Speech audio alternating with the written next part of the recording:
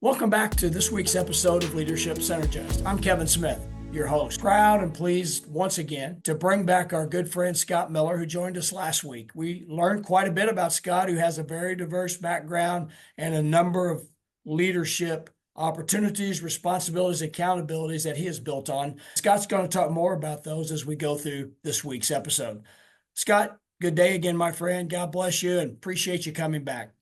Hey, it's great to be back, Kevin. Scott, we talked about your background in leadership and those aspects last week and some of the experiences that you had from both industrial, public accounting, and even in the public administration piece there in Indianapolis, the capital of the state of Indiana. And you talked about serving, as a member of the Super Bowl planning committee more than a decade ago now. It's hard to fathom that it's been that long, but it really has in that aspect. But Scott, going back early in your career, early as you're feeling out who Scott Miller is going to be, what led you to understand that you had some of these skills that come through the camera and in your responses that would have you be a good leader? Yeah, so I'm going to go way back. My mom was a kindergarten teacher.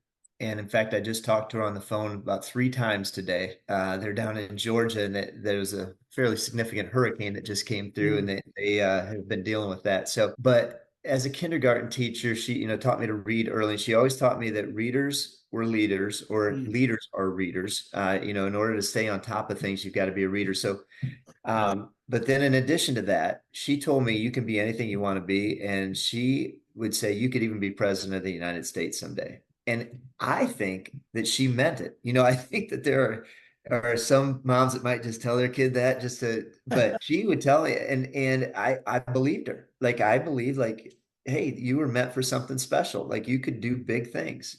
So that was one area. Second thing, getting involved in sports. I had amazing coaches who poured into us, but it wasn't just about sports, it was about life. Um, but the roles that I had in junior high and high school on sports teams were generally quarterback, point guard, Mm. shortstop. All of those positions tend to be positions that you just happen to, like, you have to lead. And so it's just thrust upon you in those roles because you have to communicate, you have to be verbal and talking and those types of things. And so I think it came from coaches. And then in college, probably my freshman or sophomore year, this guy named Dick Walker, who was in charge of campus activities.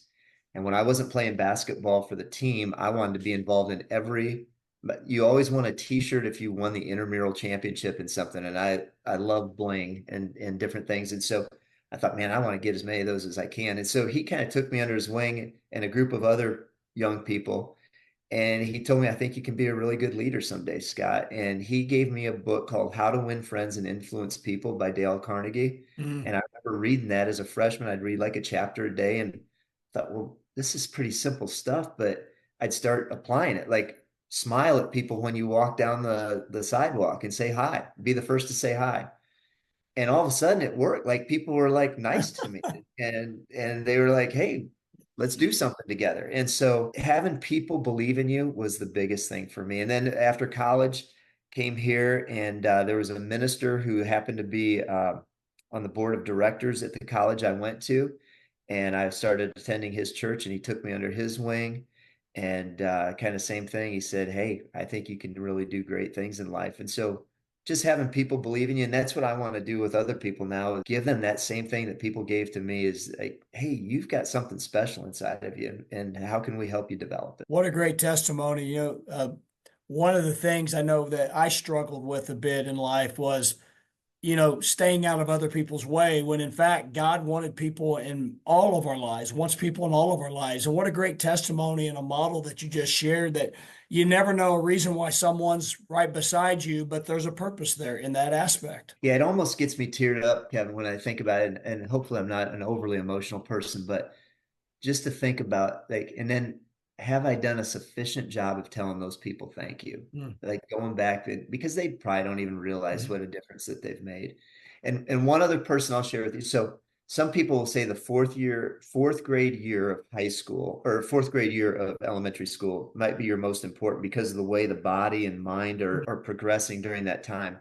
That was the year that my uncle was a high school coach, and he took his team to the Elite Eight in the state of Illinois, which was a big deal in Illinois at the time, and probably still is today. But he let me be a part of everything. I got to be in the locker room with him. I got to ride the team bus. And as a 9-year-old, I thought, man, this is like I'm special. And I mean, he'd have me shoot horse against the high school players, and I could win a bottle of pop if I beat him, type of thing. So my uncle was another key influencer in my life, and but all of those people just pouring in and believing in you. And Kevin, I see that in you, like you have that gift. You just in the short time that we've been together, like you've got that gift of pouring into people and believing in them. Yeah, I appreciate you saying so. You're very kind, my friend. If there's anything coming across in that manner, there's no question where it comes from in our Heavenly Father in that regard. But thank you for sharing that. And I feel the same way. You talked last week about, trying perhaps looking at coaching and training and even beyond. You mentioned you were head basketball coach at Providence Cristo Rey. It's obvious you've got a great skill at connecting, and it all begins there.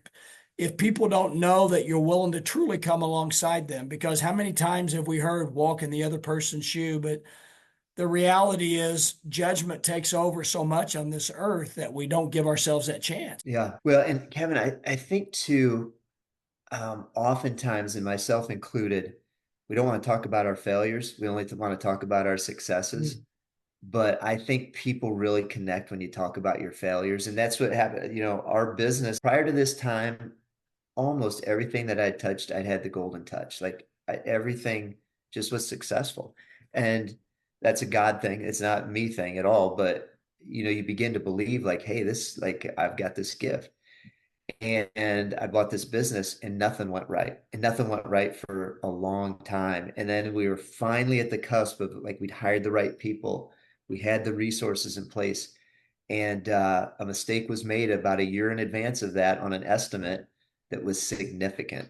And it ended up taking us under last October. And so I feel like, and it's been a painful year, but I've probably learned the most about myself and learned the most through that failure. And now I feel like, hey, I've got a million things that I can share with people now because, once you go through failure, you can say, hey, here are all the things not to do that can help people avoid those pitfalls. Scott, probably, and this is kind of a segue, great segue that you helped build my segue with to my next question for you. But I really am so happy when I look at what's transpired since my childhood, 5, 6 decades ago, when it comes to recognizing that failures are truly steps forward and not reasons to put your head in the sand and feel defeated and beat up.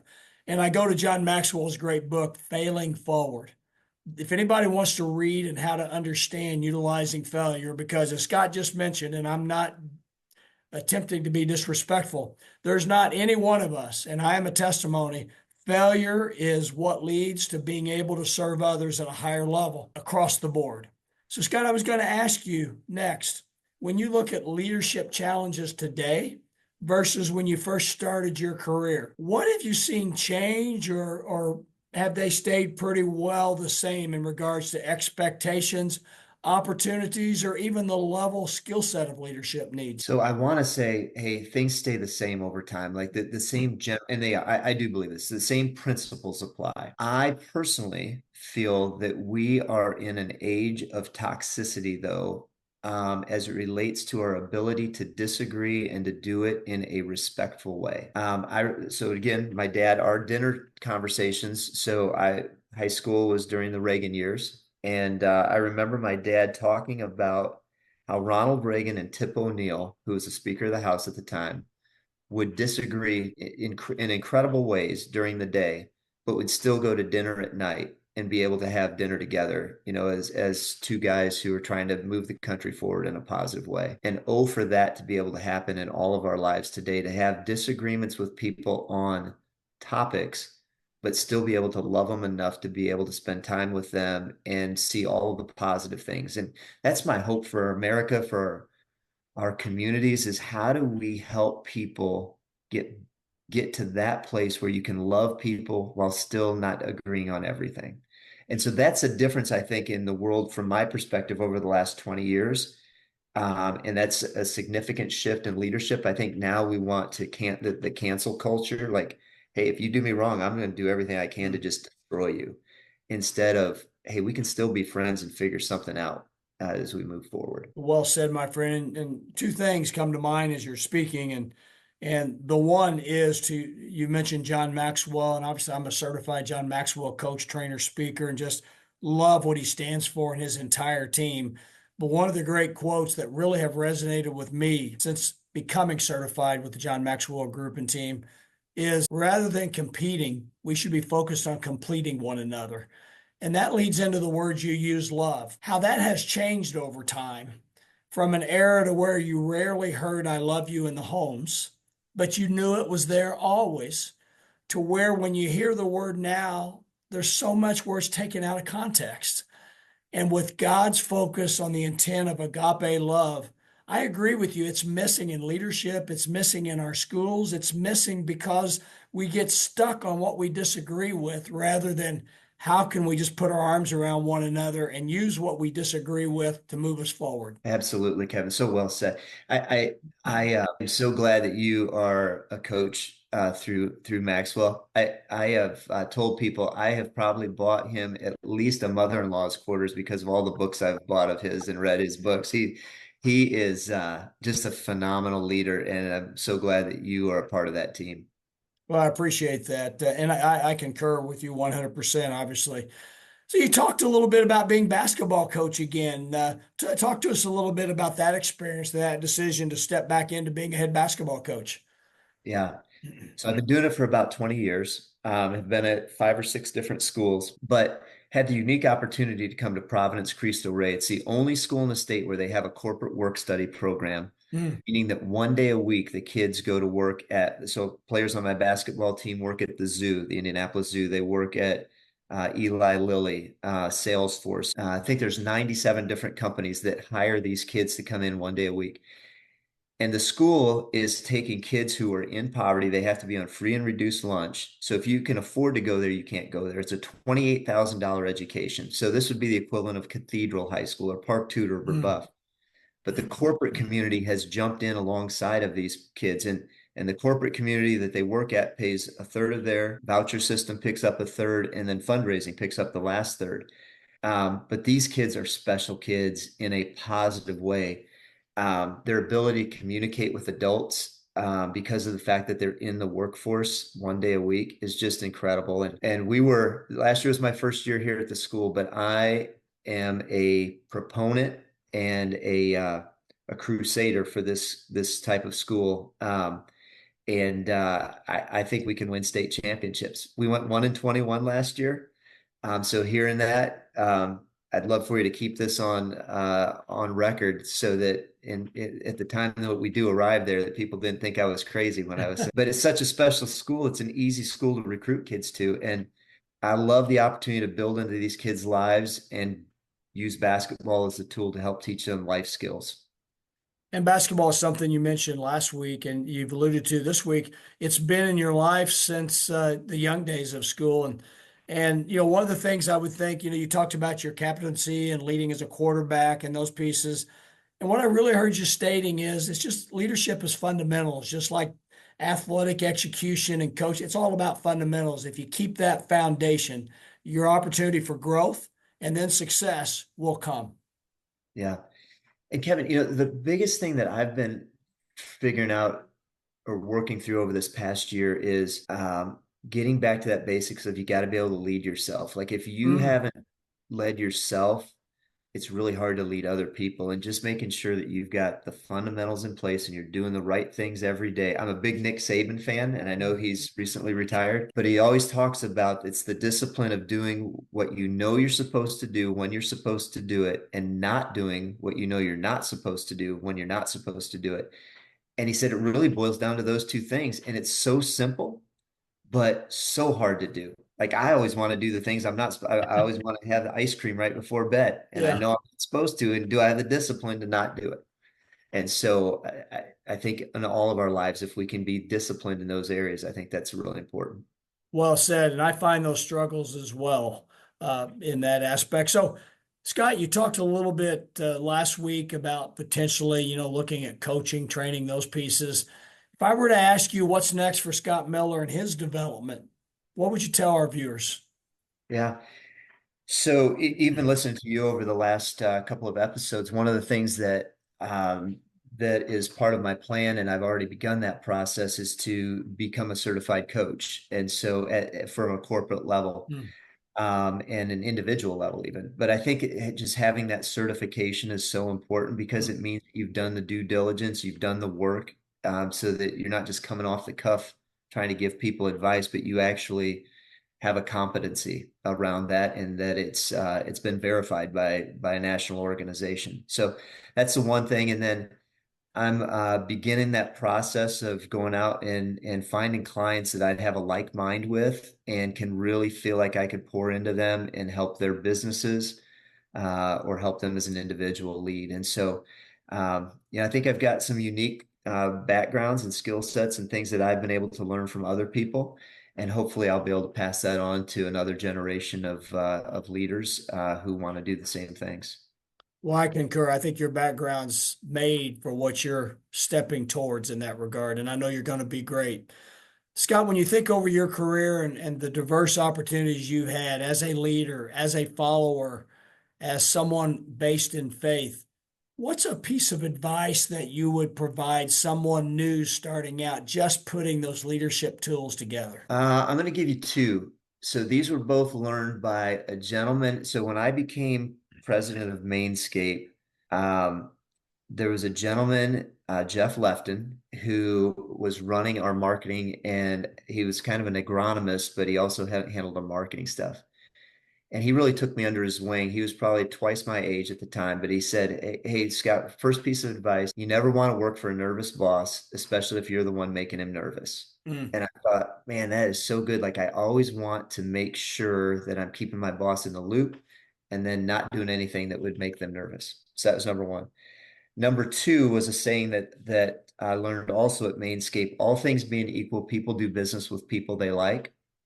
All things not being equal, people still do business with people mm, they like, which for us meant in the landscaping business, everybody can pick up a mower, put it in the back of their truck, and become a landscaper. But we had to develop such good relationships with people that even if our pricing was higher, they were still going to work with us because it was the only way to really stay alive in that business. You had to have the right margins. And and because of a faith background that the group of us had within that organization, we wanted to make sure we were doing that not to manipulate people, but that it was sincere and legitimate. And I'll share a story. So we may have had a client who had a son or daughter who might have been having some problems with addiction, drugs, alcohol, that type of thing. And what we wanted to do is do everything we could to help that family out, figure out who mm, do we know in a community that could be a resource. How can we be a resource to both the family and the child? And if we did it with the right heart and sincerity of truly helping them, those people would never leave us. It didn't matter what the price was because you've now impacted their family for good. And everybody's going through pain. I mean, you and I may put on a good face, but behind the scenes, there's probably something that is challenging mm. for us right now. And how do you get to that point of relationship with a client that you'd be able to help them through that? And that's really what business for me is. It's how do you change lives, and it doesn't matter the scope. But you might be mowing their lawn, it might be building a building for them, it might be providing a service. But how do you really change lives? And so those are the things that I think I've been able to learn over time, and that I want to pass on to other people. Scott, very well said. You just spoke the story of Scott Miller and his heart in that regard, and I appreciate that, and I know our viewers get a great deal out of that. Scott, if there's someone that wants to build on what they've heard from you these past 2 weeks, how do they get a hold of you? Yeah. I'm going to give you my cell. It's 3 1. You can call me or text me on that anytime, and maybe just let me know that if you're new to me, that you heard about us through Kevin, so that I can reach back out to Kevin and be sure and tell him thanks for that opportunity. But thank you, Kevin, for the opportunity to be a part of this, and thank you for what you're doing. I've talked to multiple people, not just Leslie, about the impact that you're having in the world, and so continue to do what you're doing through Leadership Synergized. And I would encourage people to reach out to Kevin. Like, he is really good at what he does, and he can make a difference in your life. Scott, again, you're very kind. Thank you for those kind words. Look, I wouldn't be doing my viewers justice if I didn't ask this one final question. A young man from Freeport, Illinois, near the Chicago Cubs and White Sox in a New York Yankees jacket. I know they can't see the NY. There it is, right there. Tell us about that. Where's that come from? Yeah, so where does the NY come from, or where does the Why do you have the Yankee jacket yeah. on, the Chicago type guy? Yeah, so my good friend, high school buddy of mine, Joel Kortemeyer, who runs a business in Rockford, Illinois, he and I are on a mission to get to every major league ballpark in America, and we've been to a lot of them. And Yankee Stadium, I was at the old Yankee Stadium, but hadn't been to the new Yankee Stadium, and so this summer we went to Yankee Stadium, and I tried to get a piece of paraphernalia at each place, and just happened to be the Yankees. And since the Cubs and White Sox are both out of the playoffs right now, I figured I'd wear a Yankee shirt so I can at least be wearing a winner today. I love that. That we're recording this episode just as the playoffs are starting here in October of 24. Scott, my brother, God bless you. I love you as a child of God and just appreciate you for all you stand for and all you do. And I would encourage our viewers and listeners, reach out to Scott. He's a guy that can help you grow. He's got the diverse experiences, and we just heard his story a few minutes ago on why he does what he does and where his heart is at. And that's where you will grow from, my friends. Scott, I love you, my brother. God bless you. And I look forward to having you on again in the future. That'd be awesome, Kevin. Thanks for what you're doing, and thanks for making a difference in people's lives. Thank you, Scott. And thank you for watching Leadership Synergized. We hope and we pray that you continue to grow and develop. And as Scott said, lead yourself first. And to do that, my experience says you've got to love yourself before you can go bring that high level of value to those that wait with open arms. God bless you.